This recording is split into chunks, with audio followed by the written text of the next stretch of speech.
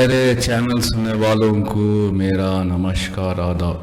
देखिए, वसीम रिजवी उर्फ दियागी वो इस्लाम को दहशतगर्द, आतंकवादी या टेररिस्ट इस्लाम कहते थे। उन्होंने 26 आयतों को लेकर सुप्रीम कोर्ट में चैलेंज किया हुआ था। सुप्रीम कोर्ट ने उसको खारिज कर दिया। देखिए, कुरान में 6326 आयतें हैं, उसमें 26 आयतें जो जंग के मुतल्लिक़ है ना, वार के मुतल्लिक़, उसको लेकर उन्होंने चैलेंज किया। तो सुप्रीम कोर्ट ने कह दिया वो कोई धार्मिक मज़हब के चैलेंज को कबूल नहीं करता, वो खारिज कर देता है। यहाँ वसीम रिजवी ने 26 आयत, 6326 आयतों में 26 आयत का मतलब इससे 0.004% हुआ। 6326 आयत में 26 आयत का मतलब कितना हुआ? 0.004% आयतों को उन्होंने चैलेंज किया हुआ था। इसी तरह देखा जाए तो हिंदुओं की एक धार्मिक किताब है मनुस्मृति, वो मद्रास हाई कोर्ट में चैलेंज की हुई है। पूरी की पूरी किताब को चैलेंज किया हुआ है। इधर 26 आयतें हैं, लेकिन उधर मनुस्मृति है ना, पूरी किताब को चैलेंज किया हुआ है, क्योंकि पूरी किताब में ऊंच नीच से पैदा होता है और इंसान जो ऊंच नीच से पैदा होता है और इसी तरह से बातें लिखी हुई है। उसमें पूरी की पूरी किताब चैलेंज हुई है मद्रास हाई कोर्ट में। उसका जजमेंट क्या मिला पता नहीं है, वो 10 साल से चल रहा है। लेकिन वसीम रिजवी का वो जजमेंट आ गया, वो उनको जुर्माना भी लगा दिया गया 50,000 रुपया। तो देखिए ना, ये 26 आयत भी उस संदर्भ में कही गई थी ना, वो लड़ाई के संदर्भ में कही गई आयतें थी, वो लेकर वो खारिज हो गई। लेकिन अभी पता चला है कि वसीम रिजवी साहब वो बहुत डिप्रेशन में चले गए हैं। वो कहते थे कि इस्लाम को छोड़कर वो हिंदू सनातन धर्म में वो कन्वर्ट हो गए ना। वो कहते थे कि वो भाग्यशाली हैं जो इस्लाम जैसा मजहब छोड़कर सनातन मजहब में वो परिवर्तन किया ना, तो वो भाग्यशाली कहते थे। लेकिन क्या हुआ पता नहीं है। वो कहते हैं कि वो खुदकशी या ये सुसाइड करने वाले हैं। तो ये सुनकर बहुत अफसोस हुआ। बहुत वीडियो चल रही हैं, लेकिन ये सच वाला टीम है ना, ये जैसे एक्स मुस्लिम ऐसे लोग, वो तो सनातन धर्म कबूल नहीं किया, तो ये कह समझते होंगे कि वो बहुत अच्छे हैं। आगे वीडियो देखते रहिए। Thank you very much. Rizvi वो शख्स है जो जहां भी गए उस धर्म को इन्होंने बुरा भला कहा।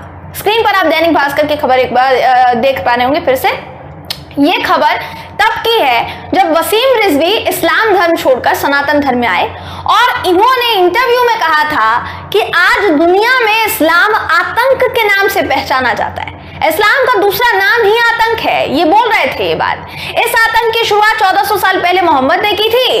अरब के रेगिस्तान में उसने शुरुआत की थी। अब मैं सनातन धर्म में आ गया हूं और अब यहीं रहूंगा, मरूंगा भी यहीं।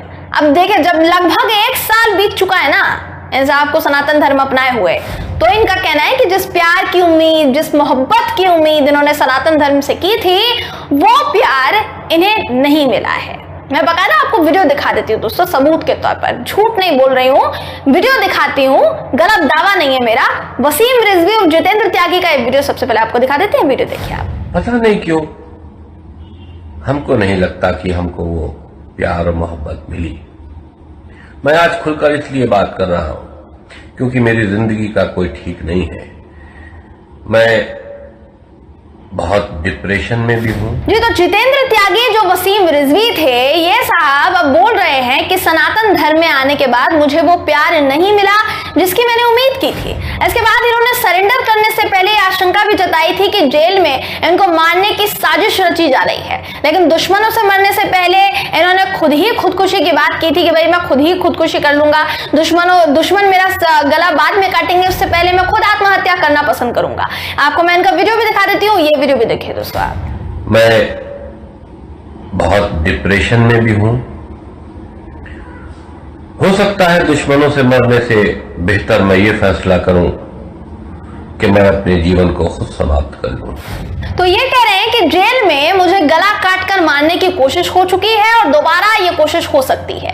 पहले ये साहब इस्लाम को आतंकवाद से जुड़ा धर्म बता चुके हैं, अब कह रहे हैं कि सनातन धर्म में प्यार और मोहब्बत नहीं मिली, गैरों जैसा सलूक हुआ जिससे मैं डिप्रेशन का शिकार हो चुका हूं और खुदकुशी कर सकता हूं। ये वीडियो जारी करके वसीम रिजवी ने अगले दिन ही हरिद्वार में सरेंडर कर दिया है। तो पहले इस्लाम धर्म खराब था, अब हिंदू धर्म खराब हो चुका है। ऐसे इंसान की बातों पर भरोसा कैसे किया जा सकता है दोस्तों? आप सिर्फ मुझे इतना बताइए। ये भी यति नरसिंहानंद के साथ मुसलमानों का नरसंहार वाला बयान देने में भागीदार थे। शुरुआत में जब इन्होंने सनातन धर्म अपनाया तो अपनी चिता को आग देने का काम यति नरसिंहानंद को सौंपा था इन्होंने।